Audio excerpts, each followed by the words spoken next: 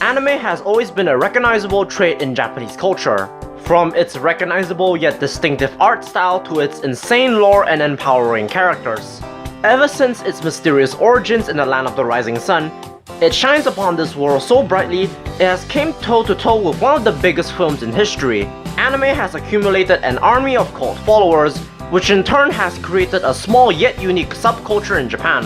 A culture that you may not even find something similar to it. I have been there to see its violent explosions in the early 2000s, and I've been there to see its never-ending thirst for expansion. So it was no secret that in the past, many foreign countries tried to imitate anime's distinctive art style and tried to blend in. While they did gain a level of popularity, they most definitely failed in their attempt of blending into the anime family. Anime has always been animation made in Japan, but in recent years, there was a rise in anime made in foreign countries that have not only gained fast popularity in the otaku community, but also even accepted by Japan themselves. So seeing this, I can't help but ask, is anime made outside of Japan still anime?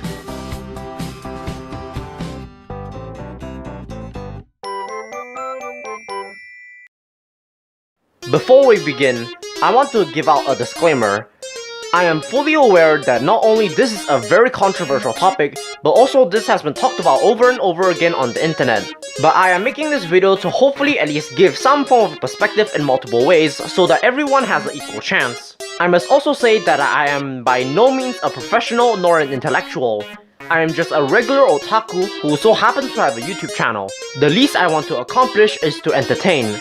Also, if you feel attacked in any way, just so you know that this is not intentional and needs to be taken with a bucket of salt. Just saying. So, where do we begin? Unlike most of my critical analysis videos, this is by far the most subjective thing I'm dealing with. And this is saying a lot. So it would be obvious that I will be biased to a certain level, and what I have to say is unprofessional. So before you kill me in the comments, the least you can do is to watch the whole video, listen to what I have to offer, and then you can kill me in the comments. Now with that out of the way, we need to get one thing clear. Before we answer the main question of the video, we need to ask ourselves, what is an anime? If you do a quick simple Google search, it would say the following. A style of Japanese film and television animation typically aimed at adults as well as children.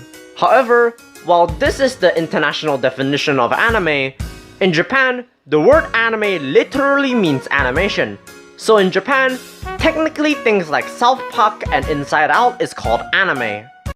Well, off to a great start! Since we are already hitting a roadblock, we will need some things to be set straightforward. From this point onward, I will refer to anime from an international standard. The international meaning for anime is pretty much animation from the Empire of the Rising Sun. And of course, with this kind of an identity on a global scale, there was bound to be an identity crisis. In recent years, we had plenty of anime medium made all over the world that has managed to seemingly blend into otaku culture.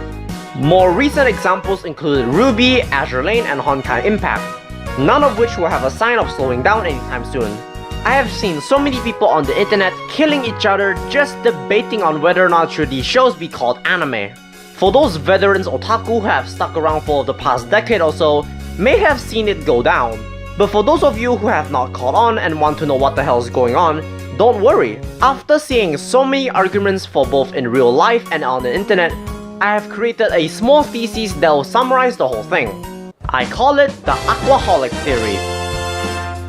Quick disclaimer, I am by no means a professional or even an expert to craft or coin anything official. This is just a handcrafted thesis by a 16-year-old opinionated nerd who wants to oversimplify something that is rather complex. Thank you. So this is how the theory goes. There are two opposing sides that have their arguments that can be explained with food.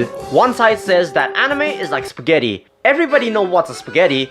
It's an Italian dish that is beloved by the whole world. It was introduced in the middle of the 20th century and is a treasured Italian dish. But the thing is, even though it's made by Italy, it does not need to be made in Italy in order for it to be spaghetti. Spaghetti can be made anywhere else in the world as long as the fundamental basics of a spaghetti are still being used.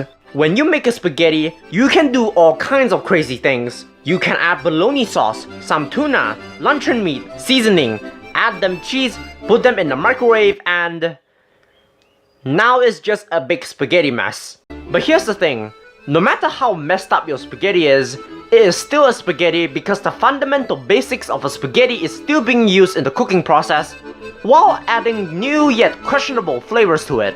To many anime fans, this is the exact same scenario.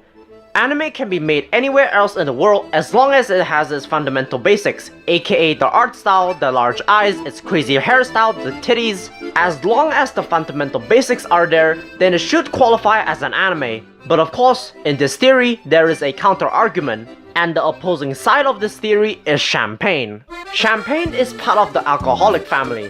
They serve one purpose and one purpose only: to get the best out of people. For the rest of the anime fandom, animation is like alcohol. Alcohol can have many different tastes and flavors, while its origins can be from many different countries. For example, some famous alcohols included cider, tequila, whiskey, vodka, rum, spirit, and pure. No! But just like every other family in existence, there will always be the odd one out. And that odd one out is champagne. Alcohols like vodka or umeshu can be made anywhere else in the world besides their country of origin. But champagne can only be made in one specific place, and that place is Champagne, France. If you notice, champagnes were never made anywhere else in the world because the ingredients that is needed to make champagne can only be found and made in Champagne, France. And if a guy tells you that he has champagne that is not from France, he is either lying or it's a very bad home experiment. To these anime fans, the reason why anime is so exclusive as opposed to other animation is that it was made with things that only the Japanese have. They say that if one country would try to make their own anime, it's like one country trying to make their own champagne. It will taste awful. All other alcohols can be replicated for the rest of the world, but champagne must be made in Champagne, France in order for it to be actually champagne. France is the only location where these specific ingredients can be found and made. The same can be said for Japan. What made anime stand out so much is that it was made with a very Japanese perspective, such as humor, storytelling, and even the visuals. Hell, there are some things that can only be told by the Japanese. For example, Japan is a nation torn apart by war. They were defeated in a way that no other nation has experienced. So from this, they obviously gained a strong sense of hate against war, so they use this to their advantage, like Astro Boy or Tombstone or the Fireflies or even Gundam. The reason why the Japanese can capture such a strong sense of hate against war is because they themselves have experienced the taste of defeat and death. These are the things that not a lot of animations outside of Japan that either can't capture as well or not even dare to. Hell, it does not need to be specifically about war. Other things like political thriller, sci-fi romance, or even fucking porn, these are the things that can be made, understood, and enjoyed by the Japanese. To many anime fans, this is exactly why anime made outside of Japan is not anime. It was made with a completely different background and for a completely different audience. Anime understood what will resonate with the Japanese and what will not. And in turn, what resonates with the Japanese will most likely resonate with anime fans. And it has been like that for a long time. These are the fundamentals of the alcoholic theory, where one thinks that anime is universal, while the other thinks that anime is unique. However, there is still one last thing we need to answer. If the reason why foreign countries cannot make anime successful because they cannot understand what the Japanese like, what happens if those foreign countries actually do understand what the Japanese like?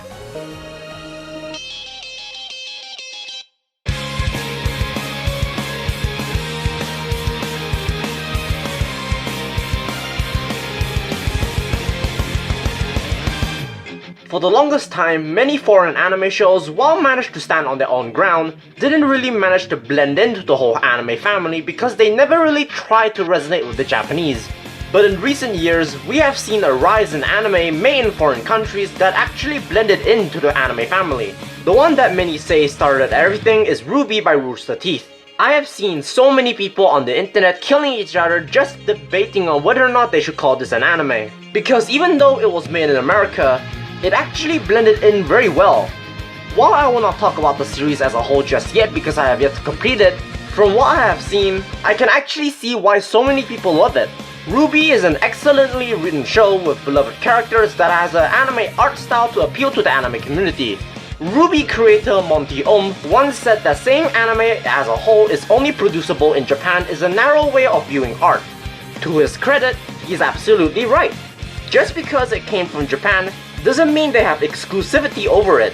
This echoes back to the spaghetti part of the alcoholic theory. RWBY is what many consider to be the beginning of the idea that anime is no longer a distinctive subculture of a nation, but rather a new form of art. And just like anything else new we discovered, we exploited it. Soon, a lot of people tried to make a hit in the anime community, which has resulted in an overflow of Chinese anime games on the Play Store, please leave me alone. But after all of these, we did not see the next big thing until 2016 with Honkai Impact III. Honkai Impact III is a Chinese-based game that has a very anime-like art style. When it first came out in 2016, it has cultivated a huge following in the otaku community, to the point where it can take out a huge chunk in anime conventions. It has spawned a manga series, had a steady stream of merchandise, and even have an anime series titled Cooking with Valkyries. From what I've been told, this series was animated in China itself. But despite that fact, many still considered it an anime, and to be honest, I can't blame them. When I watch an episode of Cooking with Valkyries, it feels like any other slice of life anime that you will see airing in Japan. And the only real indication that it was made in a foreign country is that the characters are speaking in a foreign language. This to me is what made Honkai Impact III so successful. It understood what will resonate with the Japanese, from its art style, characters, storytelling, and the fact that the Japanese love their mobile games. Hell, now it's actually getting a real anime series. Another example that comes to mind is of course Doki-Doki Literature Club in 2017. Doki-Doki Literature Club is an American-made dating simulator made by Dan Salvato. While I do not exactly know how popular is it in Japan, it should be obvious that this definitely blew up internationally. But of course, what is possibly the biggest example of a mold breaker of the decade is Azure Lane. Oh boy, it's been a while since I sucked the show's dick. Azure Lane is a 2017 mobile game developed by Yongshi and Mangju.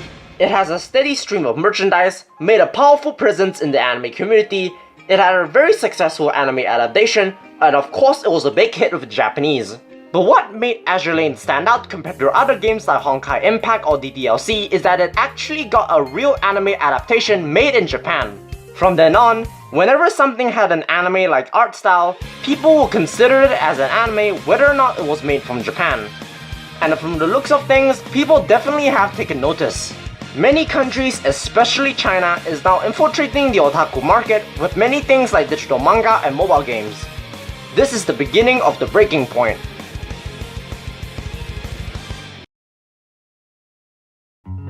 From the heart we all smile and laugh.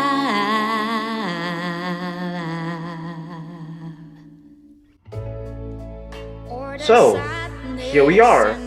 Gone so far but still have no conclusion. Asking whether or not anime made outside of Japan is still anime was one of the most controversial things to talk about in the anime community. Hell, practically asking that question on the internet will make you an open target. I only wanted to make this video to do some kind of end it all to that question. But upon researching, made me realize how bad the situation is. So let's go over what we do know. During the early years of its life, anime was and always have been animation from Japan. It is their national treasure and has been one of the most important traits. Honestly, if this video was made over a decade ago, I could have easily ended with the alcoholic theory and just say that anime can only be considered anime if it was made by the Japanese studio and with the intention of appealing to the Japanese audience. That kind of a conclusion could have been good enough, but just like everything else in this world, it will evolve and change, and that's okay. Everything changes, and anime is no exception. It is just up to us whether or not we want to keep up with the changes or not. We now live in an age where we look at anime as not really something that's exclusive from Japan, but rather something of an art style. Whether or not that's a good thing or a bad thing is really up for debate. On one hand, fuck yeah, now people can actually draw anime without worrying about the fact that they are not Japanese. But on the other hand, if anime can truly be made anywhere else in the world, is there really a point to associate it with so much of Japan?